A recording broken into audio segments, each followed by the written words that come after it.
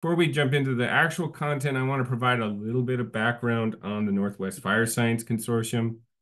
Many of you are probably familiar with us, but for those that aren't, the Northwest Fire Science Consortium is a regional fire exchange sponsored by the Joint Fire Science Program's Fire Science Exchange Network. A lot of fodder for acronyms in there. So we are one of 15 exchanges based around the United States. You can see the map here of all the other exchanges. So each of these are regional boundary spanning organizations whose aim is to increase communication among managers and scientists about fire and fuels management needs and science required to meet those needs. So our Northwest Fire Science Consortium covers all of Washington, as you can see here, and most of Oregon, with the exception of the southeast corner, which is covered by the Great Basin. So the mission of the Northwest Fire Science Consortium is to accelerate awareness, understanding, and application of wildfire science. And we do this by striving to offer a venue for two-way communication about fire science, thereby informing management with science and vice versa. So we hope that in all of our offerings and including this webinar today, we're able to share new information and hear from you about other questions and needs that you may have. So we do this through a number of different venues and formats that includes written publications like syntheses and research briefs, audiovisual resources, of course, in-person meetings like conferences, field tours, etc., and digital resources like a website, social media, of course, webinars like this one, and a monthly newsletter.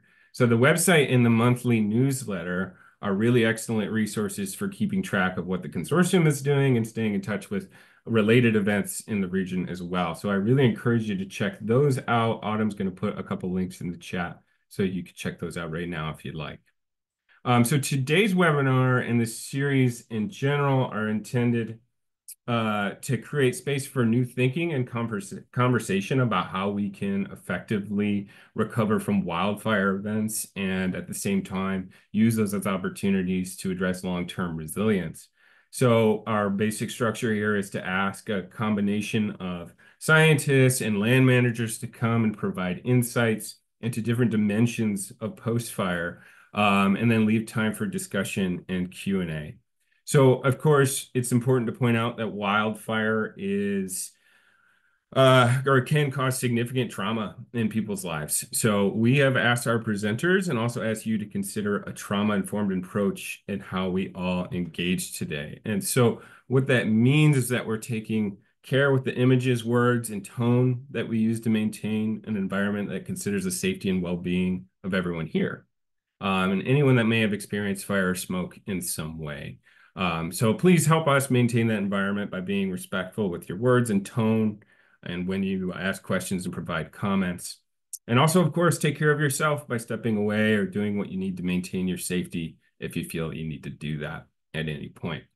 So on to today's topic, which I'll stop sharing my screen now, which is post-fire reforestation and its role in developing wildfire resilient landscapes. So we have asked two regional leaders in reforestation efforts from two nonprofit organizations in the region to discuss the state of post-fire reforestation in the Pacific Northwest and then dig into some of the lessons learned from their work. So this is really exciting. Our speakers will be Brian Morris, the Director of Forest Restoration with American Forests. He's going to discuss the post-fire reforestation process in the context of the Northwest, including regional trends, needs, capacity, and hurdles. And then he'll be followed by Becca Shively, who is the Wildfire Program Manager for Sustainable Northwest. And she'll be discussing models and approaches that Sustainable Northwest has taken to address post-fire reforestation with private forest owners affected by the 2020 fires. So I will start things off by kicking it over to you, Brian, to go ahead and get started. All right, thank you. Let me share screen here.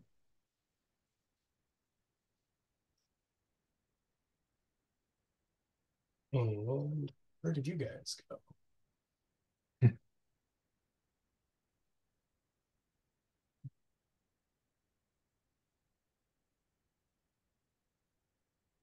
think that looks right. Is that correct? Yep, looks great. All right, good. All right, so thank you, Patrick, for the introduction. Brian Morris, Senior Director of Forest Restoration for American Forests.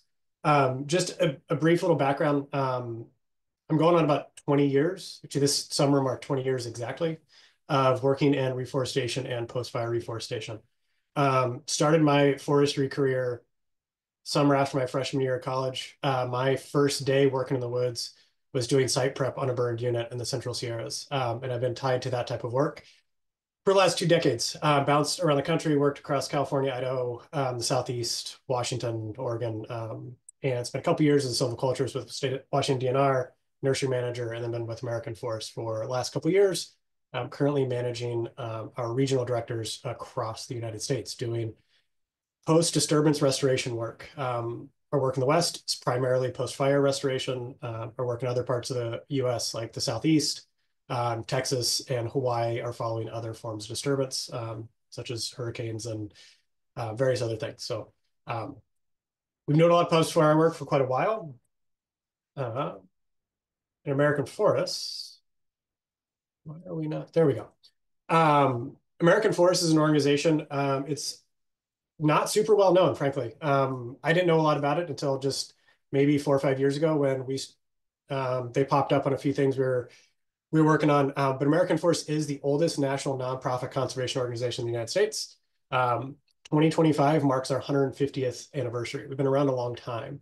The image in the slide shows some folks working on tree planting activities as part of the Civilian Conservation Corps back in the 30s. And we use that picture because that was a program that American Forest was involved with developing and implementing for reforestation efforts back in that era. So we've been around a long time. It is a DC-based organization. However, a lot of us are based in the Northwest, and a lot of our work is in kind of the coastal West. I'm located in Southwest Washington. My supervisor is located in the greater Portland area. We have regional directors in Missoula, Ashland, Medford area, California, and quite a few staff members kind of scattered across the Northwest as well. Some of our other programs, again, in Texas, the Southern Rockies, Southeast, Hawaii, and other areas. But we are, even though we are a DC-based organization, we are a national organization. We have a pretty extensive footprint across the West. So I have 20-ish minutes, and frankly, a lot to cover. This is something that I could honestly break out into 4 or 5 hours of conversation about what to do post-fire. One thing I want to think about as we're talking about this is I'm talking about our post-fire forest restoration work. And as I go through this slide, we're talking about assessing conditions and priorities. And my assumption as I'm talking about this is that everything else, those other priorities have already been dealt with. And we are on to dealing with, we have come to the point of dealing with the forest restoration. For some landowners, that could be one of the first things you do. For others, there's a lot of other things that come first. And so acknowledging all that and understanding that as we talk about post-fire restoration of the forested environment, it comes in varying timelines. Some landowners, sorry about that. Some landowners I've worked with, they're dealing with forest stuff right away. Others, it's 4, 5, 6, 7, 8 years down the road. And so with those varying timelines, there's a lot of things that come into play. So this is gonna be kind of a broad overview. But as a silviculturist, one of the first things I look at when I'm trying to figure out what to do with a piece of property is understanding the landowner's objectives, land manager's objectives. Why do you own this property? What do you want to see of it? And I think that's, in my undergraduate silviculture professor would probably tell me that every other bullet on this list should be objectives, because throughout this entire process, you should be thinking about, why do I want this? What do I want this to look like in the end? What is my desired future condition, and how am I going to get there? So understanding your objectives is a very important first step. Again, kind of, why do I have this property? What do I want it to be? What are our goals for it? Number 2 is going through and assessing conditions. And so, after firefighters leave, there's a lot of work to do. And after they're gone, you're assessing those conditions, there's going to be areas where you have very high tree mortality rates, 80, 90, 100% tree mortality. You're going to also have other areas that maybe have very low tree mortality, and maybe some areas that actually look really good after the fire. It isn't terribly uncommon, especially in more like dry pine types, that following a fire, if it burns through at a low to moderate intensity, we actually have pretty good forest condition afterwards. Not say it happens, but there's also instances where we have fuel loading issues and other things. But so you go through and assess your conditions. What do I have now? I would argue it's a good time to reassess your objectives and say, what does it look like today? We already identified what do I want this to be long term. Well, we've gone through and said, what does it look like after this event, after this wildfire? Now we're going back through and saying, can I still get there? Reassessing those objectives. And maybe your objectives change. Maybe there may be areas that it's going to be really difficult to get back to that state. It may be really expensive. It may be very time consuming. Or, just frankly, your objectives may change for one reason or another. You may realize that there's a different opportunity for recreation or aesthetics or wildlife habitat or something else that was provided that came of that fire, and you reassess that objective a little bit. Um, After you go through that process, start to identify your priority areas. And when I think about identifying priority areas, it's not just where do I want to do stuff, where's my highest priority to do stuff. It's also where am I not good, where's my lowest priority to do things. It could be that, I mentioned that condition where low to moderate fire intensity goes through a pine stand, and really, it's in good shape. That's a very low priority. Maybe there's some work you could do, but um, it's not as urgent as maybe an area with very high mortality rates. And so kind of identifying what are your priority conditions and areas. The example I just mentioned was a condition. Areas could be, maybe your priority is around your home site. When I've done some consulting work, a lot of small forest landowners, their immediate concern is right around their house. And then it gets, their concern lower and lower priority as you get farther and farther away from the house. It could be, around roads. It could be maybe you have a place that you like to hike to and sit near a creek or something, like whatever that may be, identifying what those priority areas are, both in terms of locations and conditions. You then can go through and identify what some of your treatment needs might be. So as you're looking through, again, do we need to just do a little bit of thinning work? Is there fuel reduction work? Is there community vegetation control, planting, whatever those treatment needs might be, going through and identifying at a broad brush scale of like, yes, we want to plant in this area, or yes, we think we need to thin or do fuel reduction in these areas. And then going through and working with, I often recommend trying to work with somewhat of a subject matter expert, extension agents, consulting foresters, various other folks who are available. Becca can talk to a little bit more of some of the resources available, more of a local scale. But to develop that prescription of, I want to plant this number of ponderosa pine, this number of Douglas fir at this time, and I want to do these other treatments. If you're doing vegetation control, this is how we're going to do the vegetation control. Maybe it's with chainsaws, maybe it's with a masticator, maybe it's with chemical. And if you're getting a chemical, understanding how you're going to actually do that and finding a licensed applicator and all those sorts of things. And then you have that prescription identified. Now you want to identify your funding. How are you going to pay for it? We'll get a little bit more into that, and then develop your operational plan. So you have all these things. You have your desired future condition, what you want the forest to look like in the future.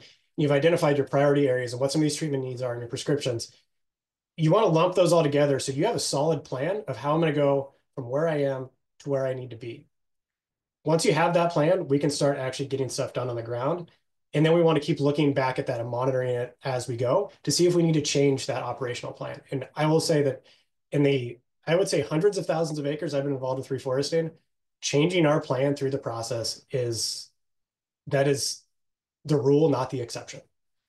You get good survival years, you get poor survival years. You might get competing vegetation growing in that you weren't expecting, or you don't get what you did expect. And so continuing to modify that plan as you go and as you see what's growing and what's not growing and what's struggling and what's doing well, and continuing to modify that plan is going to be super, super important. So a quick example of where we've used this process on a very, very large scale, South Central Oregon, following the 2021 bootleg Cougar Peak and Patton Meadow fires, the Fremont-Wainema National Forest reached out to us and said, we want some help. We want to develop a landscape scale forest restoration plan. I believe it was about 650,000 acres that burned in these series of fires that are highlighted on the slide. And they were looking for help across landowners of how do we actually go through this. And so we sat down with those landowners and really walked through that process that I was just talking about, looking at objectives, assessing conditions, revisiting objectives, developing treatment needs, prescriptions, and so on. And so this slide shows some of our conditions assessment. You see that the dark brown is areas of very high tree mortality, greater than 90%. And then the dark green is very low tree mortality. So we assess conditions over the entire landscape that burn. We then went through and identified priority areas. And so some of the priority areas were biological, things like distance to seed source, where we had very large, high intensity patches where there weren't any green trees left. Those are high priority areas to plant. Whereas areas like wilderness areas or roadless areas where we can't, it's very difficult to get crews, those are a very low priority. You'll notice in this map, there's some areas that are white, that are kind of chunked out. And those were areas that were deemed not a priority to reestablish either due to policy things or other. Um, and then we went through and developed, I would call these are treatment needs, what we developed in this case. They're not site-specific prescriptions because this was done at a very, very high level, broad scale. The next step is developing those prescriptions. Then we get into making it happen. And I think, Autumn, this would be a good time for that magazine link. You guys can read a lot more about that process. American Forest has a quarterly magazine we produce.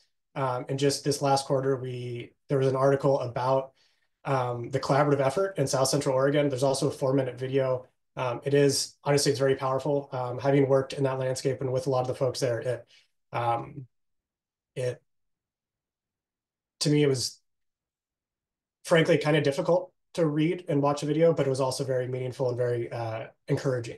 But it explains a lot of the work we did and the importance of all the different players, all the different landowners in that process, and the different stakeholders. So I think it's worth a read, it's worth a watch.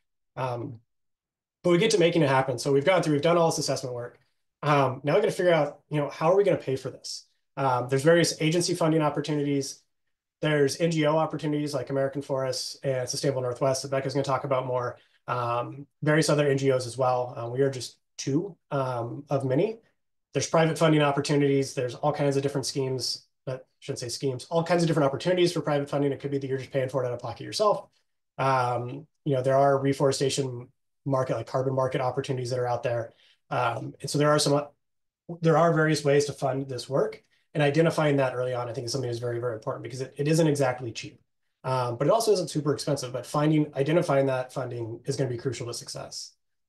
So going back to developing that operational plan, when you go through that assessment, you're looking at what you need, scheduling out things like, are we going to salvage log or do we need to do a fuel reduction work? Do we need to remove material that's on site? Do we need to do some sort of vegetation control before we plant? Getting through your planting, do we need to do vegetation control after we plant? Some sort of saw cutting or masticating or something else. And then monitoring, and I'm a big proponent of really tracking what we do. I come from a bit of a research background, and having numbers on everything we do to me is really, really important. And there could be various other things that fall under your operational plan. These are just some of the big ones. As you're developing that operational plan, I think what's really important is making sure we schedule those events, those treatments, in a way that makes sense for what they are. Not scheduling planting before a salvage harvest, unless there may be a case that makes sense. Generally, you're going to do your salvage or your fuel reduction work before you plant. And thinking about seasonality of when do you want to do these things. And so again, you have this really detailed idea of how you want to go through this entire process. But again, with the monitoring, with assessing that as you go over the next 10, 15 years, continuously adjusting that operational plan.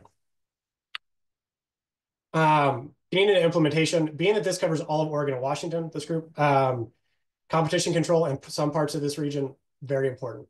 Other parts, not as much. Post-fire, the timing post-fire will impact your need for competition control in general. If you're working on reforestation work really quickly after fire, it has less time for other things to grow, whether that's manzanita or vine maple or whatever else it might be. The longer time that passes since fire, the more competing vegetation you're going to have. Doesn't mean you can't deal with it. There's just going to be more of it to deal with. Getting into planting, I've done small plantings myself. A few hundred trees, but I think 500-600 trees a day. Do it yourself. I know a lot of folks, when I was working in the nursery, I sold a lot of trees to folks it was them and their nephews or, a couple of folks that were coming over on a Saturday to plant trees. I've also been on sites where we're using 20, 30 person crews to plant trees. I think with that operational plan, thinking about that scale and what is achievable, and if you are going to need to go that route of contracting out that work, really planning ahead to find those contractors. Same with post-planting competition management. So a little bit about needs and trends. I was hoping to have a lot more into this, but unfortunately our science team is currently crunching data. The model is running as we speak, and I don't have the data to share yet. It is. The computer is running in Fort Collins, Colorado, processing the data right now, but it's not available quite yet. Hopefully soon. We are working on a project with the state of Oregon and state of Washington to look at the post-fire reforestation, both current and future needs and the capacity of the reforestation industry to meet those needs. More about this will be coming out in the near future, but these are just a few images from some of the stuff we've been putting together. There is some research showing that in the Northwest, we are going to see increased fire in the future. And the image on the right is just a draft map of where our model is currently showing reforestation need. It's very draft, and it's zoomed out pretty far on purpose, but we are diving into that. With that, we're going to tie that into the capacity of the industry to meet that need, and dive into everything from planting contractors to nurseries to seed availability and all that. And it is underway, and it will be done by June of 2025.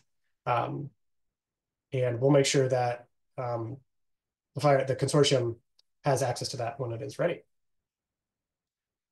So getting on to capacity, just a few of my thoughts after 20 years of working in the reforestation industry, where there's capacity availability crunches or maybe challenges. It isn't necessarily a lack of capacity, but it can be a challenge for some to obtain the capacity to do the work. I think in the Northwest, we are fairly lucky with the technical assistance that's available. Oregon State University, Washington State University both have great extension programs. And then ODF and Washington DNR both have some pretty good small forest landowner outreach and assistance programs. I was actually working with a small forest landowner assistance forester just the other day, and the ability of that program to both provide technical assistance and funding assistance is phenomenal. I'm really impressed with what's coming around. So those are great resources. There's also consulting foresters spread across the region that can also be a great resource depending on your needs and all that. When we get into service providers, so I'm thinking of planting contractors and other reforestation service providers, contractors that are going to do slash control or vegetation control or planting. They fall into a similar bucket as nurseries in that it can be very difficult for small forest landowners to gain access to them. In my experience, if I put out a bid for 3,000 acres of planting, I'm going to get quite a few really good bids to do that work. There's quite a few contractors that be very interested in that. It's several months of work. If I'm trying to get a bid to do 20 acres of vegetation control, it's going to be very, very hard for me to find contractors. And that's where I think as small forest landowners working through the extension outreach and consulting foresters to find those people, when I have been successful in finding contractors for those small forest landowner projects, it's been because I've had a phone number to call. I know somebody who I've worked with in the past. I can call them up and say, hey, I've got this project. I'm going to shoot you an email. Are you interested in bidding on it? If I just reach out cold to them, it can be very difficult to get bids and get their interest, basically to catch their attention. So it can be useful, to either work with those extension agents, outreach foresters, consulting foresters, or to work with your neighbors. Another way to go about that is to pool resources. And so like nurseries, for example, most large industrial nurseries have a minimum order of between 5,000 and 10,000 trees. Whereas there are some smaller private nurseries that do smaller orders. A couple ways around that. One is to work with the smaller nurseries. Another is to pool resources. So getting a bunch of neighbors together. And there are a variety of groups that frankly S&W, Sustainable Northwest is much better tied in with than I am, that have been doing some work to pool resources together like that. But that's another good opportunity to say, hey, we have 10 landowners and we all need 1,000 trees. So now we actually need 10,000 trees. And we as a group can go meet that 10,000 tree minimum order. Again, it's not that it's not possible. It's just a little bit more challenging with small forest landowners. That's why I think, really utilizing those resources. If you have a neighbor, a friend, a relative, whatever, who works in the forest industry, or you can access those extension agents, outreach foresters, consulting foresters, they will be a huge help in gaining access to these folks. And frankly, just finding the phone number, because the phone numbers I have, I don't know where I could find them looking them up. So very, very useful resources in that regard. So a couple last slides, some basic hurdles or some hurdles as we go through this is just basic resources. This is, we're talking post-fire environment. It's very challenging. There's a lot going on, and oftentimes there's a lot of stuff that comes before we start talking about restoration work in the forest and landscape. And having access to funding, technical knowledge, and those sorts of things can be really, really hard. And they can be hurdles to overcome. I do think there are a lot of resources out there in Oregon and Washington to help address some of that as we get into the post-fire forest restoration work. Prioritization and timing, again, I mentioned with, say, competing vegetation. Competing vegetation can be a big water user, which can negatively impact tree survival. The quicker you can be into doing the work post-fire, the better. Acknowledging there's a lot of stuff that's going to come first in your overall priorities as a landowner after a fire, and it may be several years. But that prioritization and timing can be a challenge. Not something that can't be overcome. We can definitely get over the hurdle. It just may take a little bit more effort, a little bit different planning, a little bit different treatment scenario. Seedling acquisition. There's a lot of papers talking about seedling scarcity.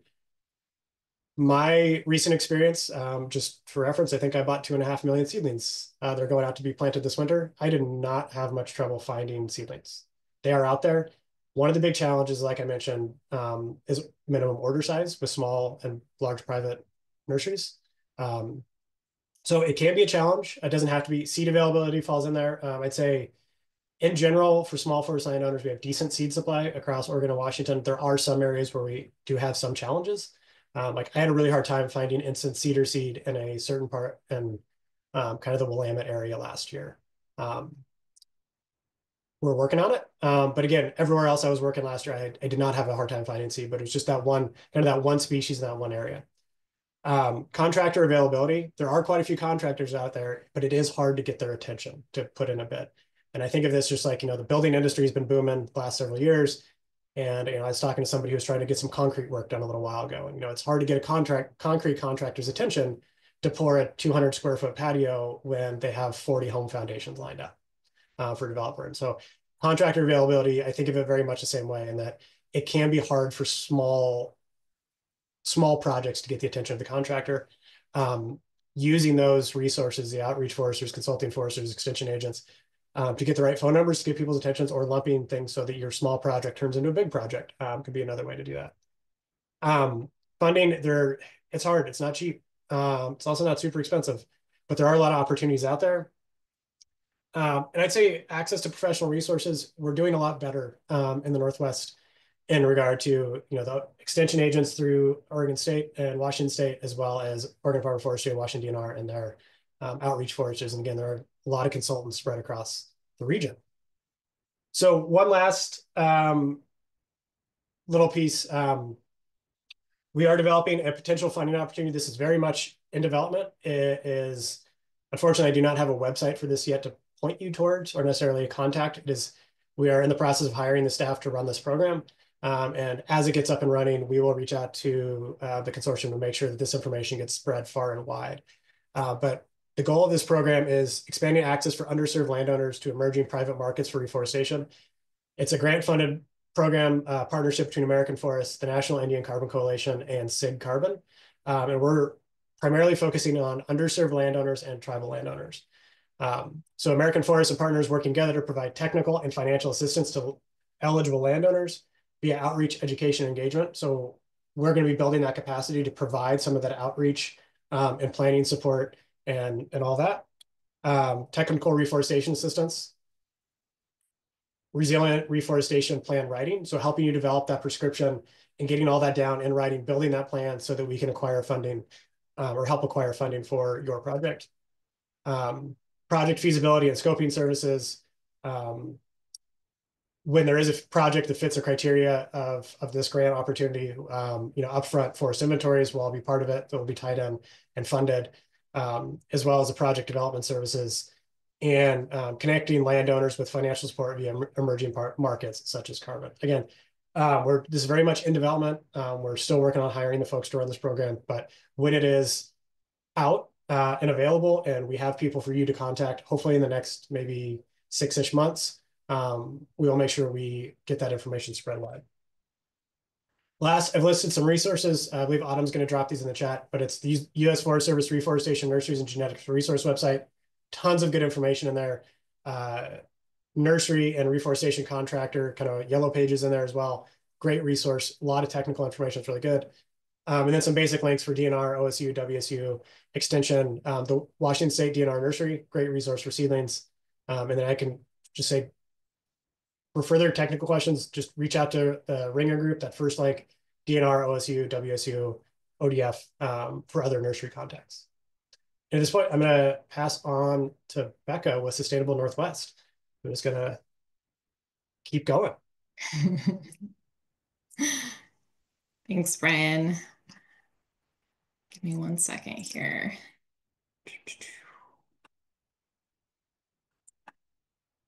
Sorry, having some challenges sharing my screen. Brian did a great job teeing up and covering some of my content for me, so I'm really excited to skip some of my slides.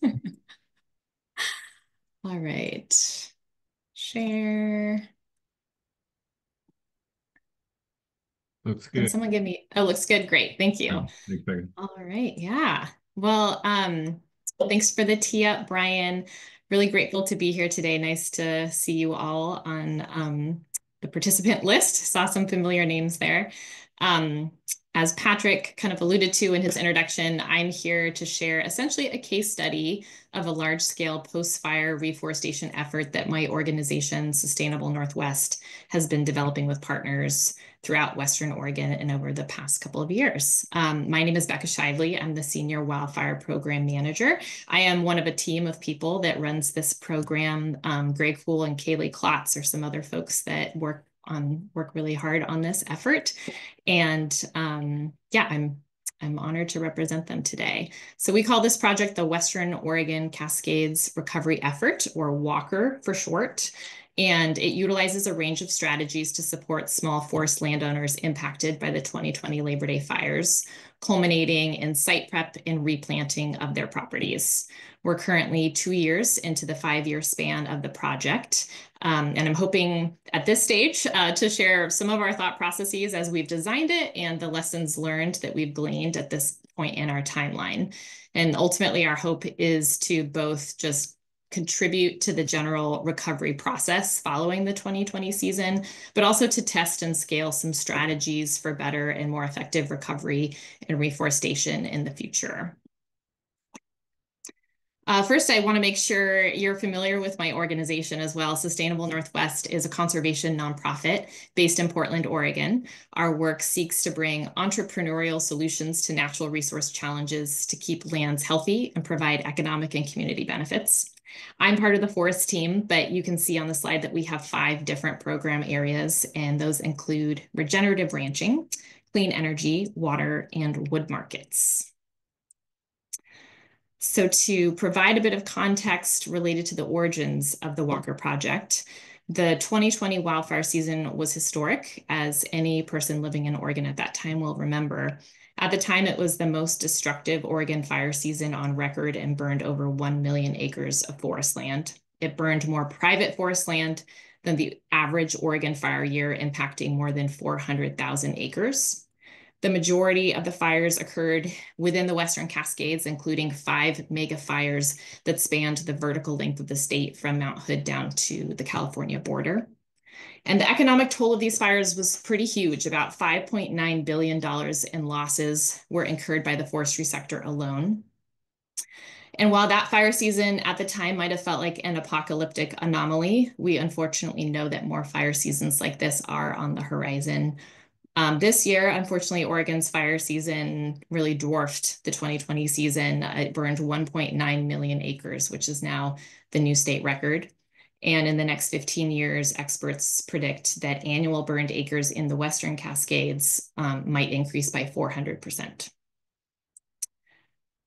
S&W is specifically engaged in supporting the recovery of small forest landowners following these fires because they face unique barriers that other larger landowners or public land managers might have the resources to overcome.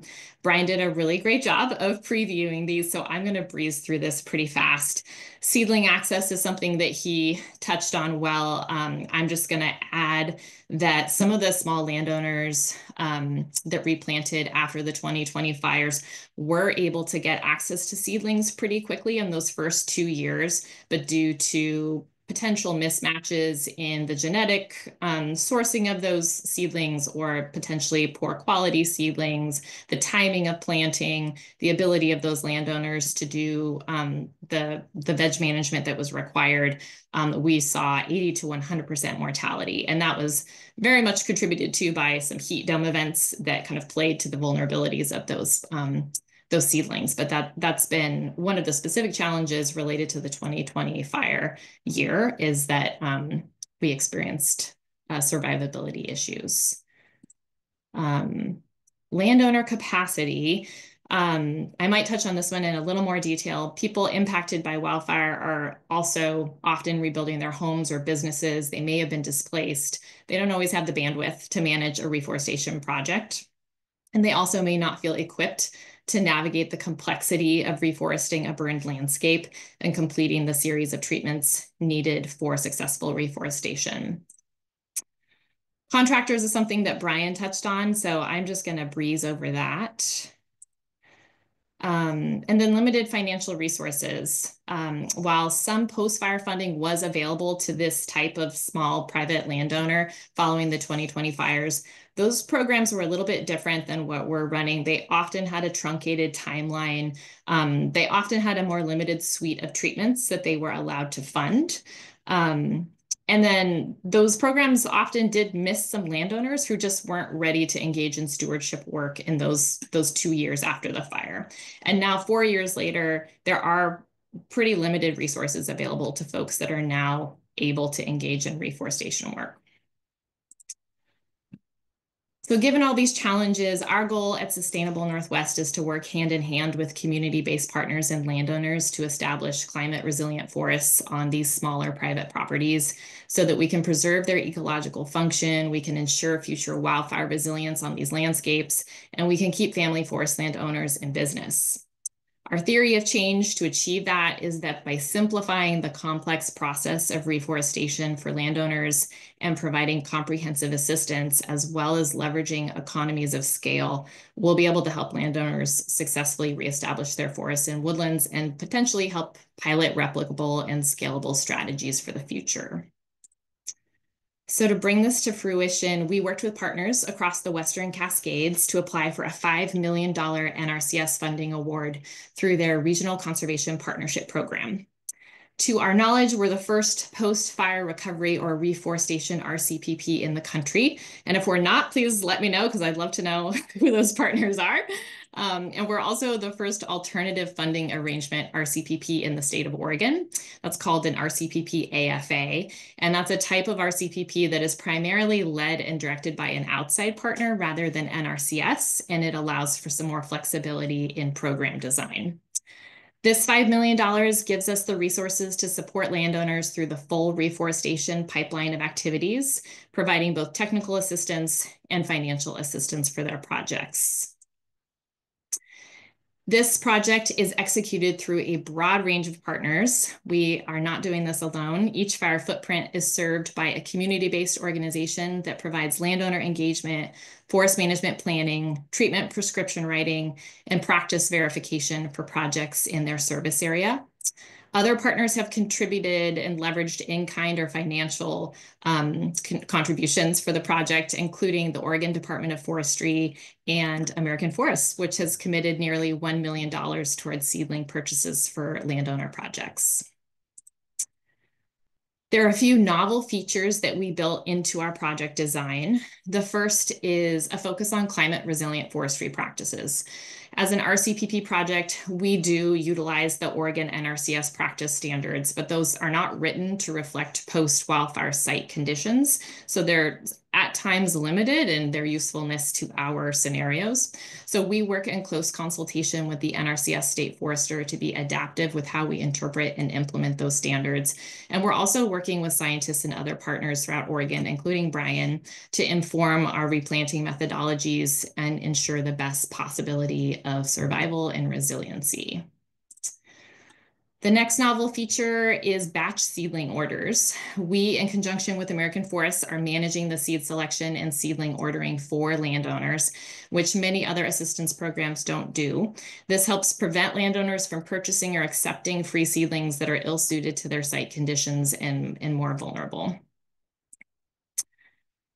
The third item here is about contracting and implementation pathways. Our landowners can opt into a traditional single landowner contract and manage their own contractors and front the cost for their treatments before being reimbursed like a traditional cost share program.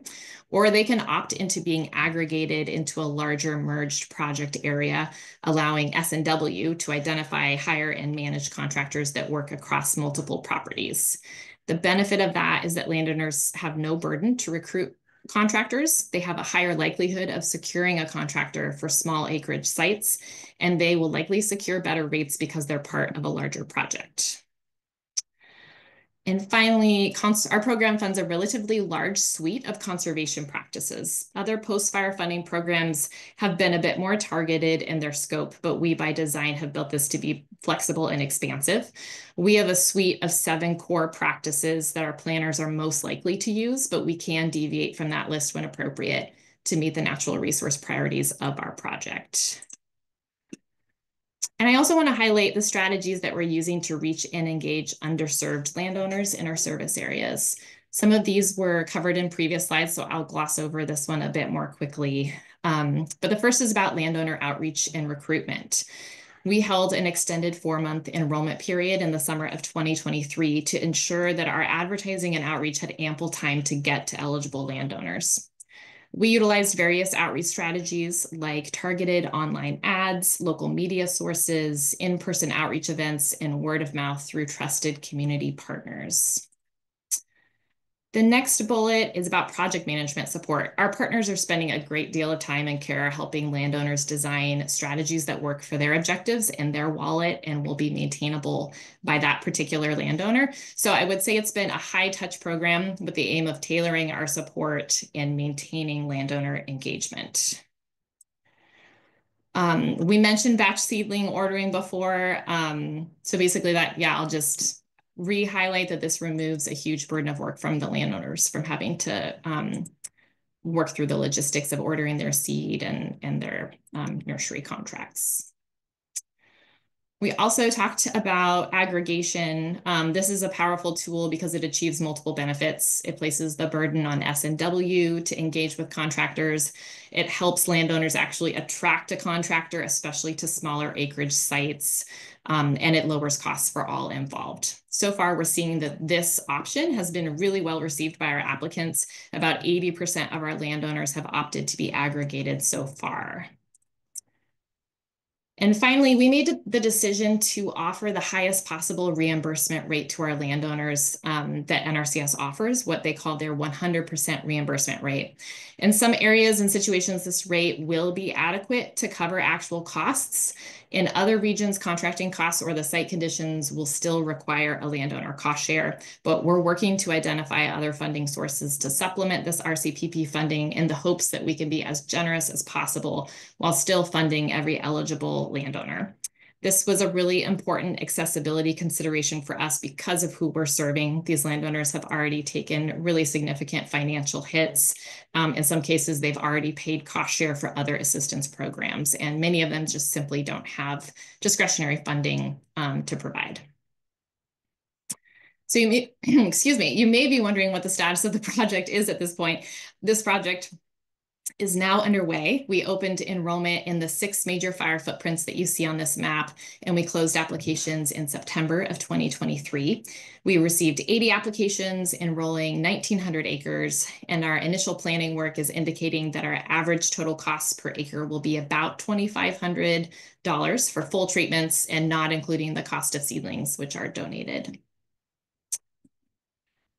This slide is probably very hard to read, but I added it here just to give you a visual sense of the pretty complex workflow of our project. Based on the color coding, you can see that there's significant shared responsibility between S&W as the lead partner and NRCS as the funding agency. S&W is blue, NRCS is green, and then our local partners are in orange.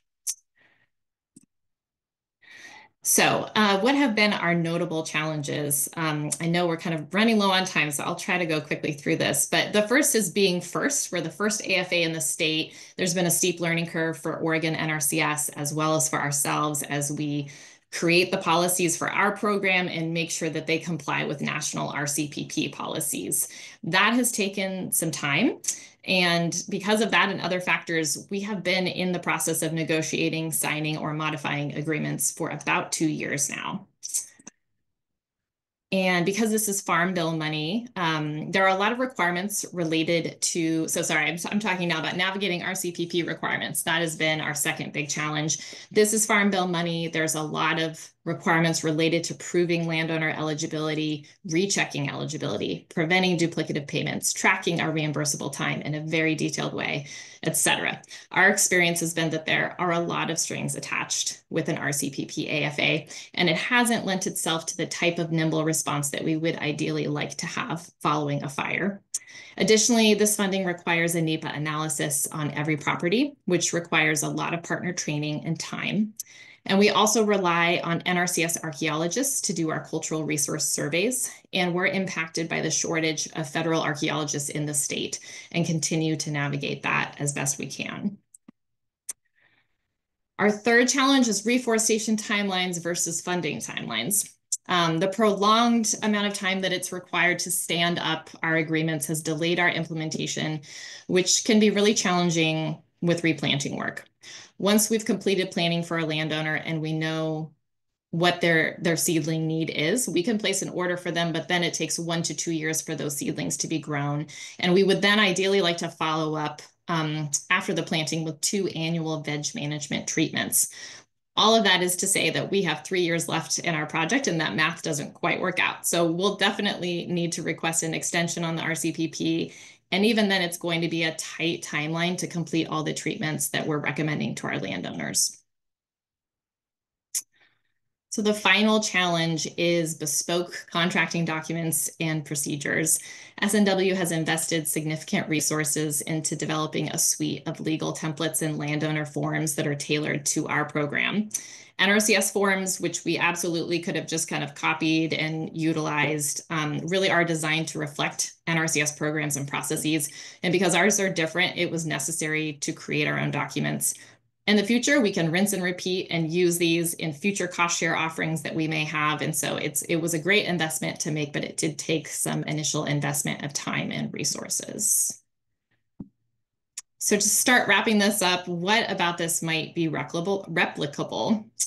We think that there's strong value in offering a program to landowners that streamlines all the different components of reforestation and addresses them through one opportunity. Although it can often feel like a large and unwieldy project at times, there's also an argument for the efficiencies that you gain from having a large partnership.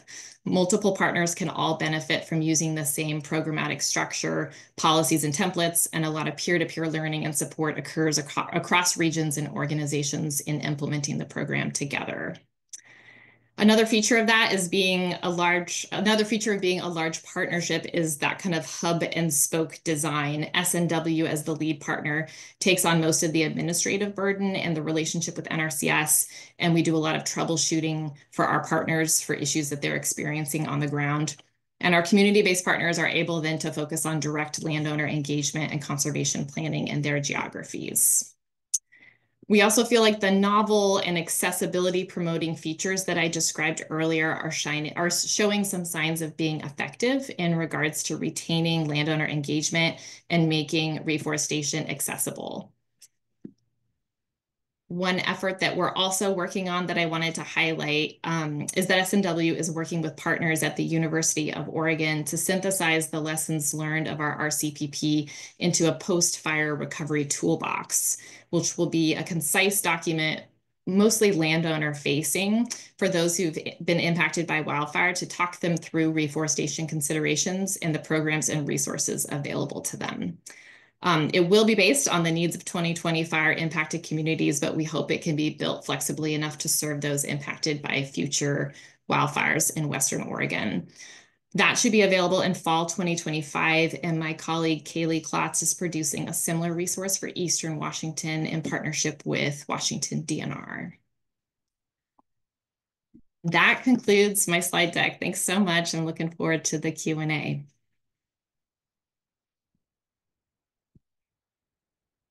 Thanks to both of you. Those are excellent presentations. Great work. I'm so excited to see all of the resources that are becoming available to small forest owners affected by fire. So we only have a few minutes. I don't want to take up more time. Give as much time as we can to the questions that came in, and if people have additional ones, we will try to get to them.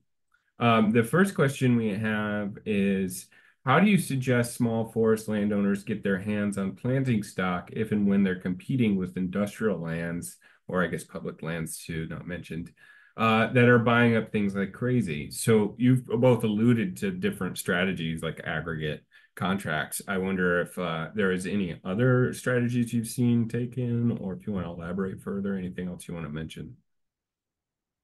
I think, aggregating where you can is going to be helpful. Another thing is contacting the nursery early. Like I just pulled up the Webster Forest Nursery, Washington DNR's nursery with their website, and their pre-order request period closed on September 13th for trees to be available this winter. When I was managing the nursery, I would get calls all the time from people in February, March saying, "Hey, I'm looking to plant some trees this winter. What do you have?" And at that point, we're sold out. And so planning early and starting to think, that summer before you're going to plant, starting to reach out to folks, you'll have much higher success than thinking, "Hey, I want to plant next week and I should go find some trees."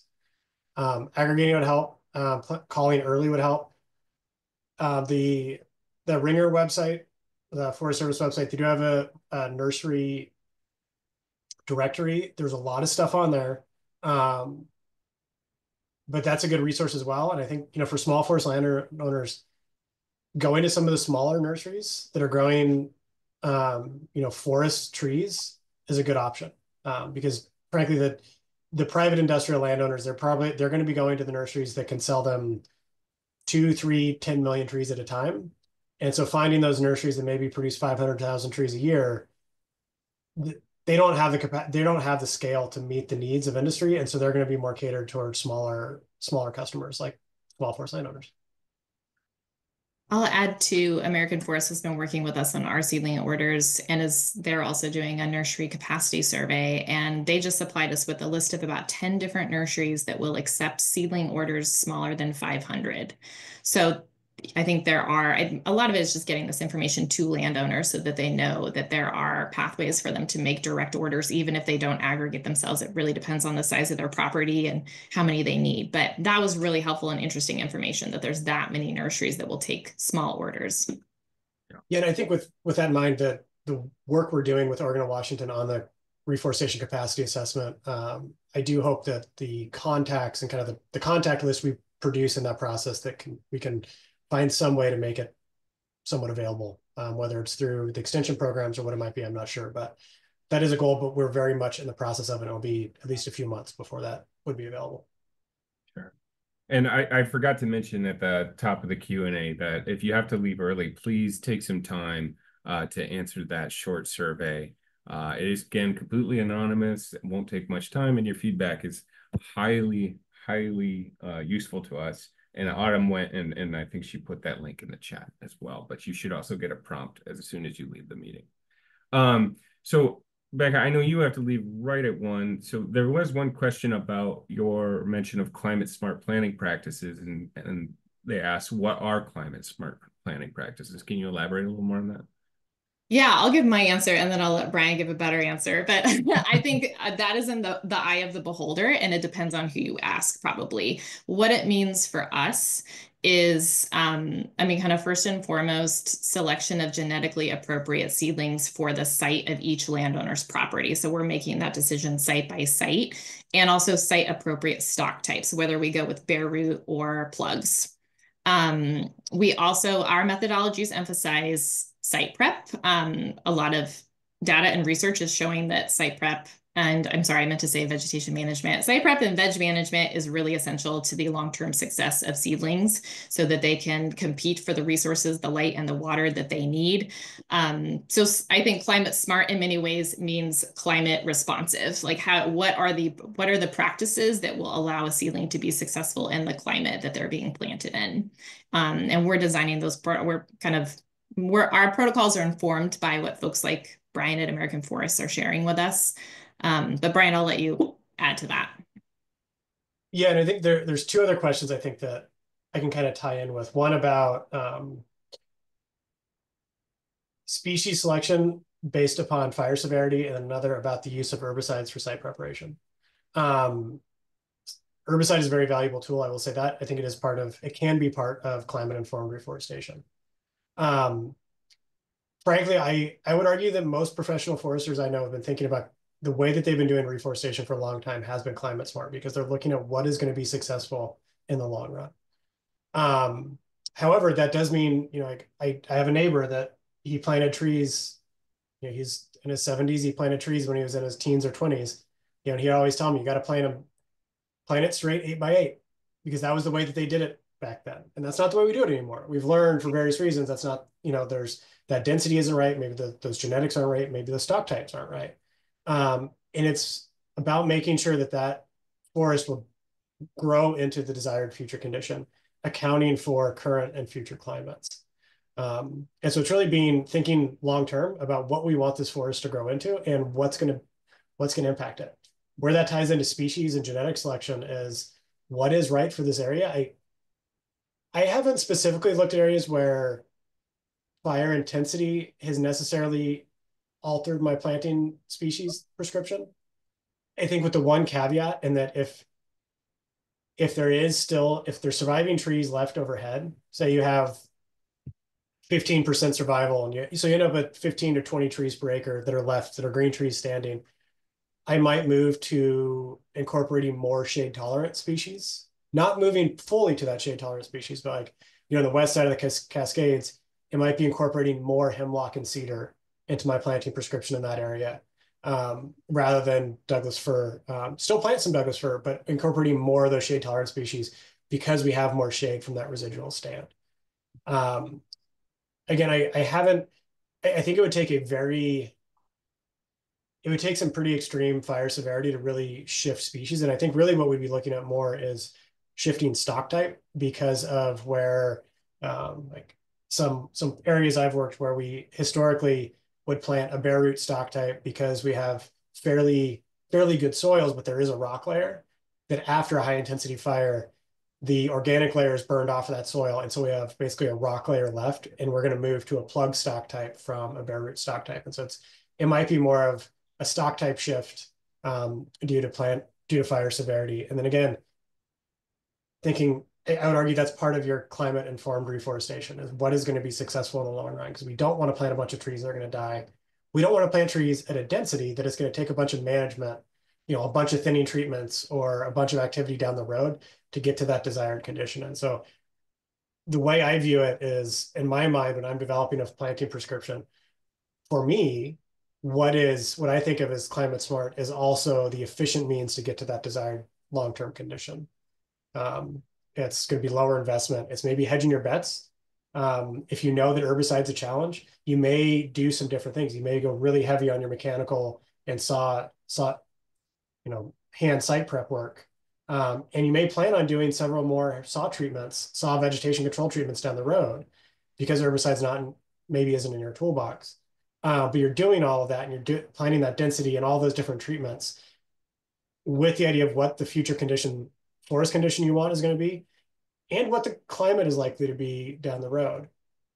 All of that being said, things like the 2020 heat dome, whenever that heat dome was, things like that, they happened. And frankly, things like that, we can do our best to plan for, but we can't plan for them all. And there's going to be things like that really throw our best laid plans out the window. I hope that helps. Yeah, thanks, Brian. I think that was. Oh, sorry, Becca. Did you have anything to add? We do need to wrap up soon. I think the heat domes are in 2021. That's all. Yeah, I think they were too. I was trying to look back. It feels like longer ago, but But yeah, thank you both for your presentations. And it looks like we did work through all the questions, but if people listening do have additional questions, they can reach out to Becca and Brian directly. But yeah, thanks again for your talks, and I hope everyone has a good rest of their day.